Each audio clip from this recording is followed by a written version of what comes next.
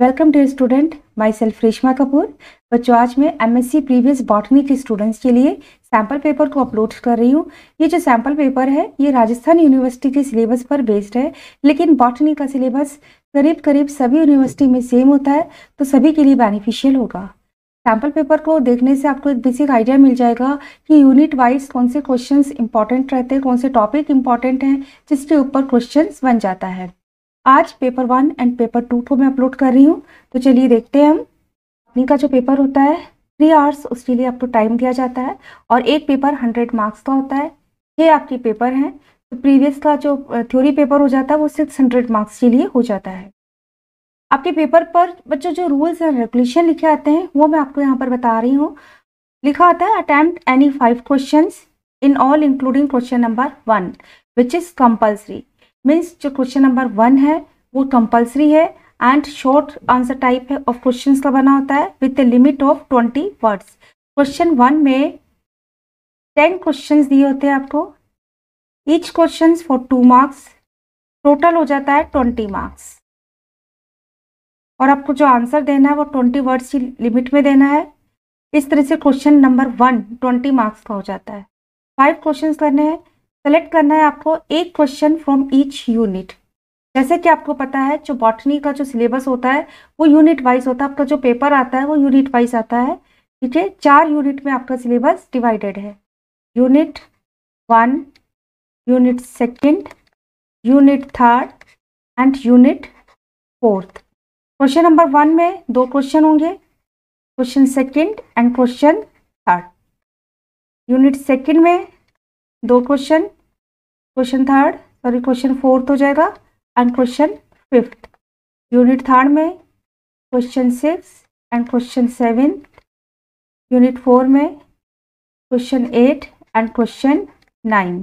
इस तरह से टोटल 9 क्वेश्चन है आपके पेपर में, जिसमें क्वेश्चन नंबर 1 कंपल्सरी होता है एंड हर यूनिट से आपको एक एक क्वेश्चन को करते हुए टोटल 5 क्वेश्चन करने हैं। सभी क्वेश्चंस के लिए मार्क्स डिस्ट्रीब्यूशन इक्वल है। ईच क्वेश्चन 20 मार्क्स के लिए आपका यूनिट हो जाएगा 80 मार्क्स का। तो इस तरह से टोटल जो आपका पेपर बन जाता है 80 यहाँ पर हो रहा है, 20 यहाँ पर हो रहा है। क्वेश्चन नंबर 1 के लिए टोटल मार्क्स डिस्ट्रीब्यूशन हो गया आपका पेपर 100 मार्क्स के लिए। लेकिन पेंडेमिक को देखते हुए यूनिवर्सिटी से नोटिफिकेशन आ गया है कि आपका जो मार्क्स है वो अब यहाँ पर 50% कर दिया गया है। मीन्स 50 मार्क्स का आपने पेपर को अटेम्प्ट करना है एंड इसी के अकॉर्डिंगली टाइम भी कम कर दिया गया है। 1.5 आवर आपके लिए दिया गया है। तो 1.5 घंटे में आपको 50 मार्क्स के लिए क्वेश्चन करना है। और साथ ही आपको बता दो कि अब जो यूनिट की बाध्यता है वो भी नहीं रही है और साथ ही आपको क्वेश्चन नंबर 1 ये भी कंपल्सरी ऐसा भी नहीं है। मतलब अब कोई भी क्वेश्चन किसी भी यूनिट से कर सकते हैं, लेकिन आपको 50 नंबर का करना है। ठीक है, इसका मतलब ये है कि आप यूनिट 1 से 2 क्वेश्चन कर सकते हैं। ये क्वेश्चन आपने सेलेक्ट कर लिया एंड यूनिट 1 से इस क्वेश्चन को सेलेक्ट कर लिया, तो ये हो जाएंगे आपके 40 मार्क्स के। ठीक है, 20 मार्क्स फॉर ईच क्वेश्चन, तो 40 मार्क्स का यहाँ पर हो गया। अब आपको 10 मार्क्स का करना है, तो 10 मार्क्स के लिए अगर यहाँ पर कोई शॉर्ट नोट्स हैं तो आप वो उसको कर सकते हैं। यहाँ से आप कोई 5 क्वेश्चन कर सकते हैं क्वेश्चन नंबर 1 से। ठीक है, 10 क्वेश्चन होते हैं, आपको आप कोई भी 5 क्वेश्चन कर सकते हैं। तो इस तरह से किसी भी यूनिट से आप अपने बाकी के 10 मार्क्स के क्वेश्चन को कर सकते हैं। क्लियर है? कोई डाउट हो तो आप मुझसे पूछ लीजिएगा। आपका अब यूनिट की बाध्यता समाप्त कर दी गई है। किसी भी यूनिट से आप एक के बजाय 2 क्वेश्चंस अटेम्प्ट कर सकते हैं। यहाँ ध्यान रखना है 50 नंबर का करना है। 1.5 घंटे में आपको अपना पेपर कंप्लीट कर देना है। ये नोटिफिकेशन है, इस पर क्लियरली इंडिकेटेड है कि 1.5 घंटे का समय कर दिया गया है पैंडेमिक को देखते हुए ये सेशन में भी। और 100 नंबर का अगर आपका पेपर है तो आपको 50 नंबर का ही पेपर करना है। अब हम पेपर 1 इसको पहले देख लेते हैं। पेपर 1 है आपका cell and molecular biology of plants. तो इसके हम इंपॉर्टेंट क्वेश्चंस देख लेते हैं। शॉर्ट आंसर टाइप क्वेश्चंस हैं। फर्स्ट है हमारा what are the 4 types of DNA repair, name them. DNA repair के 4 प्रकार बताने हैं और आपको उनके नाम लिखने हैं। What is the role of HSP and chaperones in post translational modification. Post translational modification में क्या रोल होता है, क्या इंपॉर्टेंस है HSP एंड चैपेरोन की, वो आपने यहाँ पर लिखनी है। What is programmed cell death, इसकी परिभाषा लिखनी है। Write the principle of confocal microscopy, इसका कॉन्फोकल माइक्रोस्कोपी का प्रिंसिपल लिखना है आपने। Write the role of adaptor RNA in translation, adaptor RNA की इंपॉर्टेंस बतानी है ट्रांसलेशन में। डिफ्रेंशिएट करना है इनफ्लक्स एंड इफ्लक्स को। Role of cadherin in cell sorting, cell sorting में कैडरिन की इंपॉर्टेंस को लिखना है। What is alternative splicing, alternative splicing क्या है ये आपको बताना है। What is retinoblastoma, how is it caused, retinoblastoma क्या होता है, ये कैसे होता है, ये आपने बताना है। What is the differences between COP second coated vesicle and COP 1 coated vesicle, COP 1 and COP second COP 2 coated vesicle में क्या डिफरेंसेस है आपने लिखना है यहाँ पर। Write any 3 applications of FISH, FISH की कोई भी आपको 3 एप्लीकेशंस देनी है। What is role of cyclin in cell cycle and apoptosis, apoptosis and cell cycle में साइक्लिन का क्या रोल है बताना है। What is the importance of expansin protein for plant cell wall, plant cell wall के लिए एस्पेंसिन प्रोटीन की importance को लिखना है। What is elastin protein, elastin protein क्या है। Define Okazaki fragments, Okazaki fragments को डिफाइन करें। How does fluorescence microscopy provide an improvement over light microscopy, यहाँ पर ये फ्लोरेसेंस माइक्रोस्कोपी का इंपॉर्टेंस लिखना है, क्या इसका जो है किस तरह से ये लाइट माइक्रोस्कोपी से ज़्यादा बेहतर है ये बताना है आपने। Right any 4 classes of enzymes found in lysosomes, lysosome में मिलने वाले 4 क्लासेस ऑफ एंजाइम्स के नाम देने आपने। नेक्स्ट क्वेश्चन है write the full form of ELISA, ELISA की फुल फॉर्म लिखते हुए mention the name of enzymes used in this technique, इस टेक्निक में कौन कौन से एंजाइम्स यूज में आते हैं उनके नाम लिखने हैं। Name the protein found on nuclear membrane, nuclear membrane पर कौन से प्रोटीन मिलते हैं लिखने हैं। Define gap junctions, gap junctions को डिफाइन करें। And which kind of molecules can pass through gap junctions, gap junction से किस तरह के मॉलिक्यूल्स पास हो सकते हैं ये आपने लिखना है। तो शॉर्ट आंसर टाइप क्वेश्चंस हैं 20, यहाँ पर मैंने इंपॉर्टेंट क्वेश्चंस दिए, मोस्ट इंपॉर्टेंट क्वेश्चंस हैं, तो इनको आप देख सकते हैं, कंसीडर कर सकते हैं। यूनिट 1, यूनिट 1 से 4 क्वेश्चंस दे रही हूँ यहाँ पर मैं। फर्स्ट है discuss the structure of plasma membrane and various model to explain the structure and function of plasma membrane. यहाँ पर प्लाज्मा मेम्ब्रेन के स्ट्रक्चर को आपने बताना है, साथ ही कुछ जो मॉडल्स दिए गए प्लाज्मा मेम्ब्रेन के स्ट्रक्चर एंड फंक्शन को एक्सप्लेन करने के लिए उनको भी यहाँ पर डिस्कस करना है। यहाँ बता दो स्टूडेंट, आप BSc लेवल का जो प्लाज्मा मेम्ब्रेन का स्ट्रक्चर BSc की बुक में दिया होता है सिर्फ वही मत लिखिएगा, उसके बेसिस पर आपको अच्छे नंबर नहीं दिए जाते हैं। ये मॉलिकुलर बायोलॉजी में आप पढ़ रहे हैं, सेल एंड मॉलिकुलर वाला पेपर है आपका, ठीक है। तो इसमें मॉलिकुलर लेवल पर स्ट्रक्चर एंड फंक्शन को आपने एक्सप्लेन करना है, ठीक है। तो ये पॉइंट्स आप ध्यान में रखिएगा। Give a detailed account on transportation mechanism of plasma membrane including ATPase, iron carriers, channels and pumps। बहुत इंपॉर्टेंट क्वेश्चन है। प्लाज्मा मेम्ब्रेन का ट्रांसपोर्टेशन मैकेनिज्म पर आपने लिखना है यहाँ पर, जिसमें इंक्लूड करना है ATPase को, आयरन कैरियर्स हैं, चैनल्स हैं, पंप्स है। अगेन मैं कह रही हूँ मॉलिकुलर लेवल पर आपने इसको लिखना है, कौन कौन से प्रोटीन्स हैं, कौन से फैक्टर है, किस तरह से किस मैकेनिज्म में किस टाइप के मॉलिक्यूल्स प्लाज्मा मेम्ब्रेन से जो है पास आउट होते हैं, वो यहाँ पर आपने डिस्कस करना है। शॉर्ट नोट्स है biochemical energetics, gap junctions, structure and function of cell wall, role of plasmodesmata in movement of micro and macro molecules. तो ये कुछ इंपॉर्टेंट टॉपिक्स हैं जिनके ऊपर शॉर्ट नोट्स बन सकते हैं। अगर आप ये यूनिट तैयार कर रहे हैं तो ये सारे पॉइंट्स, सारे टॉपिक्स आपके लिए इंपॉर्टेंट है। नेक्स्ट है discuss the role of phospholipids and glycolipids in the maintenance of structure and function of plasma membrane. Again यहाँ पर प्लाज्मा मेम्ब्रेन पर क्वेश्चन है, पूछा गया है प्लाज्मा मेम्ब्रेन में जो फास्फोलिपिड्स एंड ग्लाइकोलिपिड्स मिलते हैं किस टाइप के मिलते हैं। यहाँ पर डिटेल में आपको इनको बताना है, इनका इंपॉर्टेंस बतानी, इनका रोल बताना है कि कैसे phospholipid and glycolipids plasma membrane के स्ट्रक्चर एंड फंक्शन को मेंटेन करने में इंपॉर्टेंट होते हैं। मॉलिकुलर लेवल पर आप इस क्वेश्चंस को लिखेंगे। प्लाज्मा मेम्ब्रेन इस यूनिट के लिए बहुत इंपॉर्टेंट है। इस वाले टॉपिक को बहुत अच्छे से अपना तैयार करना है। अपने प्लाज्मा मेम्ब्रेन को अच्छे से, प्लाज्मा मेम्ब्रेन के ऊपर क्वेश्चंस कर लीजिए। एक क्वेश्चन आपका इस यूनिट से जरूर बनता है। और साथ ही आप जो दूसरे इंपॉर्टेंट टॉपिक्स हैं जो कि शॉर्ट नोट्स की फॉर्म में मैंने दिए वो भी आप कंसीडर कर सकते हैं। यूनिट सेकंड अगर आप तैयार कर रहे हैं तो शॉर्ट नोट्स में बताती हूँ कौन से शॉर्ट नोट्स इंपॉर्टेंट है जो बन सकते हैं। Mitochondrial genetics, restriction maps, types of plant promoters in transcription and RFLP, इन टॉपिक्स के ऊपर आपका शॉर्ट नोट आ सकता है। नेक्स्ट क्वेश्चन है जीनोम ऑर्गेनाइजेशन ऑफ क्लोरोप्लास्ट, बहुत ही important, and their gene expression. Describe the mechanism of DNA transcription, यहाँ पर आपको DNA ट्रांसक्रिप्शन की मैकेनिज्म को डिस्क्राइब करना है। Write the differences between prokaryotic and eukaryotic transcription, साथ ही आपको डिफरेंस लिखने हैं प्रोकैरियोटिक एंड यूकैरियोटिक ट्रांसक्रिप्शन पर। इस क्वेश्चन को अगर आप तैयार कर लेते हैं तो इसका मतलब अगर आपसे DNA ट्रांसक्रिप्शन का मैकेनिज्म प्रोकैरियोटिक के लिए पूछा जा रहा है तब भी उसका आंसर आपसे बन जाएगा, और यूकैरियोटिक के लिए पूछा जा रहा है तब भी आपका आंसर बन जाएगा। तो यूनिट सेकंड के लिए ट्रांसक्रिप्शन बहुत इंपॉर्टेंट है, क्लोरोप्लास्ट का जीनोम ऑर्गेनाइजेशन इंपॉर्टेंट है, RFLP है, रेस्ट्रिक्शन मैप्स हैं, ये इंपॉर्टेंट टॉपिक्स हैं। नेक्स्ट क्वेश्चन है यूनिट सेकंड में write a detailed account on restriction endonucleases and its role in plant breeding, बहुत इंपॉर्टेंट क्वेश्चन है। प्लांट ब्रीडिंग में रेस्ट्रिक्शन एंडोन्यूक्लियसेस का क्या इंपॉर्टेंस है ये आपने बताना है, एंड इसके ऊपर आपने डिटेल नोट देना है।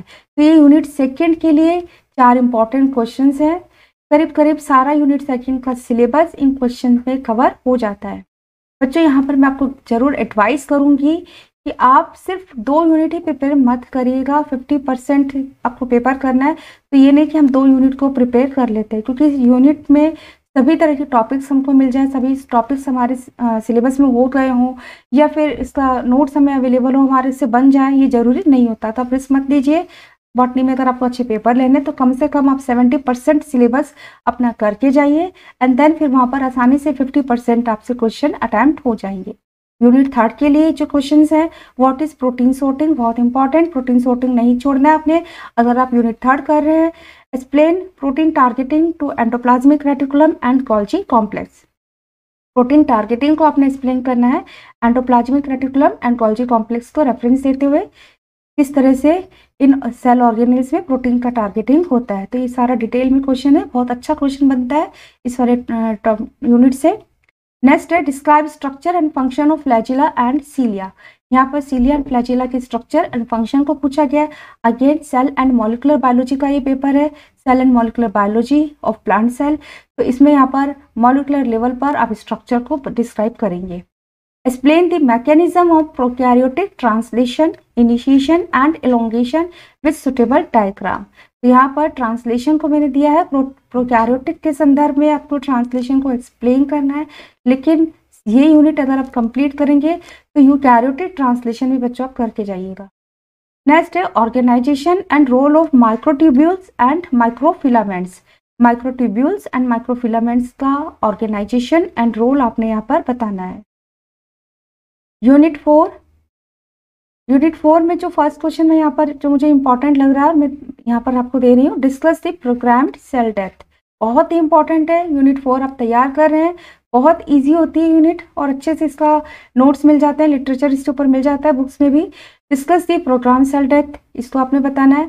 Explain the role of cyclin dependent kinase and E2F proteins in apoptosis, ये एपोप्टोसिस है, एपोप्टोसिस में cyclin dependent kinase and E2F protein का रोल आपने यहाँ पर एक्सप्लेन करना है। नेक्स्ट क्वेश्चन है discuss the various kind of immunotechniques and their role in cell biology, different types की इम्यूनोटेक्निक्स जो आपने सिलेबस में पढ़ी हैं उनको यहाँ पर एक्सप्लेन करना है, और सेल बायोलॉजी में इन टेक्निक्स का क्या इंपॉर्टेंस होती है उसको यहाँ पर आपने मेंशन करना है। Describe structure, function and membranes protein of Golgi complex, Golgi complex की स्ट्रक्चर बतानी है, फंक्शन एंड मेम्ब्रेनस प्रोटीन तो आपने डिटेल में यहाँ पर डिस्क्राइब करना है। अगेन गोल्जी कॉम्प्लेक्स पूछा है तो आप मॉलिक्यूलर लेवल पर स्ट्रक्चर एंड फंक्शन को बताइए, बेसिक का वो MSc में आपसे नहीं जानना चाहते हैं, ठीक है। तो इस चीज़ को आप थोड़ा ध्यान में रखिएगा। और बच्चों मैं आपको बता दूं आपका जो पेपर आता है वो इंग्लिश में ही आता है, इसलिए यहाँ पर मैंने भी इंग्लिश में ही टाइप किया है, हिंदी में आपके लिखे हुए नहीं आते हैं साथ में। तो अगर आपको कोई प्रॉब्लम है, किसी भी तरह से आपके किसी क्वेश्चन का आपको आंसर चाहिए तो उसके लिए आप मुझे मैसेज कर सकते हैं। नेक्स्ट जो हम पेपर डिस्कस करने जा रहे हैं वो पेपर सेकंड है साइटोलॉजी, जेनेटिक्स एंड साइटोजेनेटिक्स का। अगेन इस पेपर के लिए भी 3 आवर्स की जगह आपका जो टाइम है वो 1.5 आवर का कर दिया गया है। एंड मैक्सिमम मार्क्स जो 100 मार्क्स का होता है वो 50% ही आपको करना है, मीन्स 50 मार्क्स के लिए पेपर अटेम्प्ट करना है। शॉर्ट आंसर टाइप क्वेश्चंस में define cytoplasmic male sterility. Cytoplasmic male sterility को डिफाइन करें। What is conditional mutant? Write the role of rec A and rec B enzymes. Write any 2 differences between autopolyploids and allopolyploids. Autopolyploids and allopolyploids में क्या differences है उसको यहाँ पर लिखना है। कोई भी 2 डिफरेंस आप लिख सकते हैं। Right do you know about what do you know about type second selfish gene. Type 2 selfish gene के लिए आप क्या जानते हैं, यहाँ पर लिखना है। What is chromosome banding? Write the name of its various types. Chromosome banding क्या है और इसके टाइप्स लिखने हैं आपने। Define genetic maps. Genetic maps को डिफाइन करना है, इसकी परिभाषा लिखनी है। What do you understand by site specific recombination? Site specific recombination क्या है? What is protooncogenes? List the name of some important protooncogenes and their gene product. What is gene amplification? यहाँ पर जीन एम्प्लीफिकेशन को define करना है। Define functional genomics. What is over dominance hypothesis? Over dominance hypothesis क्या होती है? Explain मोनोडक्ट। What is Brassica triangle? बहुत इंपॉर्टेंट, ब्रेसिका ट्राइंगल क्या है? Write any 2 characteristics of multiple alleles. Multiple alleles से कोई भी 2 कैरेक्टरिस्टिक फीचर आपको लिखने हैं। Next question, how many types of introns are found with the respect to splicing? Name them. Splicing के रेस्पेक्ट में आपको इंट्रोन्स के टाइप्स बताने हैं, उनके नाम लिखने हैं। What is C value paradox? What is counting? Counting क्या होता है? Write characteristics of B chromosomes. B chromosome के कैरेक्टरिस्टिक फीचर लिखने हैं। इनब्रीडिंग डिप्रेशन एंड हेटेरोसिस क्या है वो यहाँ पर आपने लिखना है। तो ये इंपॉर्टेंट 20 क्वेश्चंस थे आपके पेपर सेकंड के लिए। नेक्स्ट यूनिट 1 से हम देखते हैं कौन कौन से इंपॉर्टेंट क्वेश्चंस बन सकते हैं। शॉर्ट नोट्स में पैकेजिंग ऑफ डीएनए आपसे पूछा जा सकता है, इंपॉर्टेंट होता है। Origin and production of autopolyploids. Polyploids में कहूँगी अगर आप यूनिट 1 तैयार कर रहे हैं तो पॉलीप्लॉइड्स आपने करना ही है। किसी भी तरह से पॉलीप्लॉइड्स के ऊपर क्वेश्चन जरूर बनता है। Unit 1 comparatively to other unit में कहूँगी ईजी होती है, तो ये यूनिट 1 का जो भी टॉपिक्स आपके सिलेबस में दे रखे हैं आपको आसानी से मिल जाएंगे, तो इसको आप तैयार कर सकते हैं। Types of chromosome banding. Chromosome banding के टाइप्स को लिखना है। यूक्रोमैटिक एंड हेट्रोक्रोमैटिक डीएनए। तो यहाँ पर यूक्रोमैटिक एंड हेट्रोक्रोमैटिक डीएनए को आपने बताना है। नेक्स्ट है discuss the molecular basis of chromosome pairing. Chromosome pairing का मॉलिक्यूलर बेसिस आपने लिखना है, इसको इसके ऊपर डिटेल नोट आपने लिखना है। Discuss the structural alterations in chromosome. Chromosome में स्ट्रक्चरल ऑल्ट्रेशन को पूछा गया है, यहाँ पर मुझे इंपॉर्टेंट लग रहा है इस बार के लिए, तो मैंने यहाँ दिया है। न्यूमेरिकल ऑल्ट्रेशन भी आ सकता है। Explain special types of chromosome with diagram.